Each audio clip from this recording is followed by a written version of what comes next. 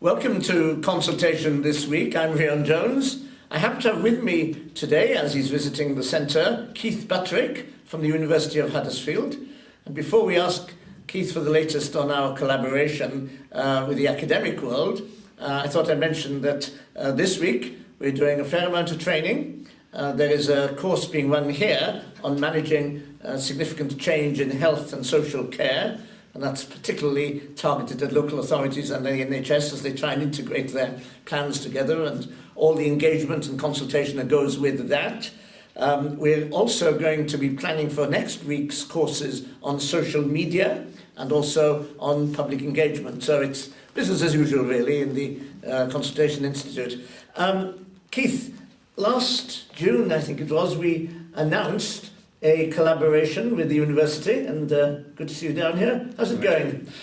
It's going well. The academic wheels, as you know, grind incredibly slowly at times, but we've now got our 5-year plan accepted by the school's hierarchy and university hierarchy. So we're looking forward to the formal start of that in April, beginning of April, and it's going to be a very interesting time. And of course, a significant part of what we're trying to do is to put together comms, communications and consultation. I think that's a really innovative thing.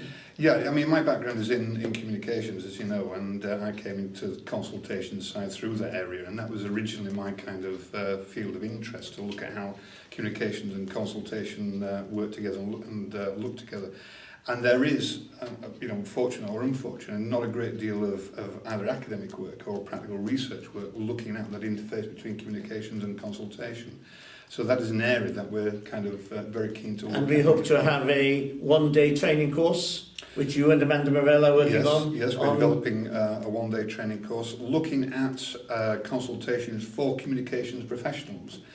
Because, again, coming back from my background, communications practitioners don't really understand the full extent as to how consultation should be used, how important it is, and the mechanics and processes that are necessary these days. Now, to avoid upsetting anybody, what we'll say is some of them don't appreciate all the intricacies of consultation, and that's very true. I mean, Elizabeth Gamble and I are going to yet another part of the NHS this week where they have the most complex set of changes to manage, and obviously it needs a lot of different skills, including engagement skills and so forth.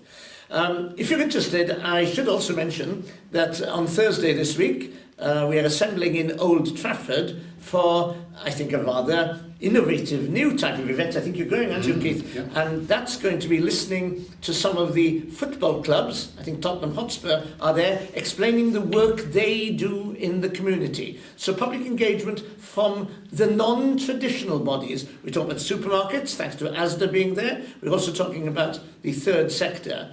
So I think we've still got the odd seat or two if you want to come and join us. And maybe, if not, you'll join us for consultation this week, next week.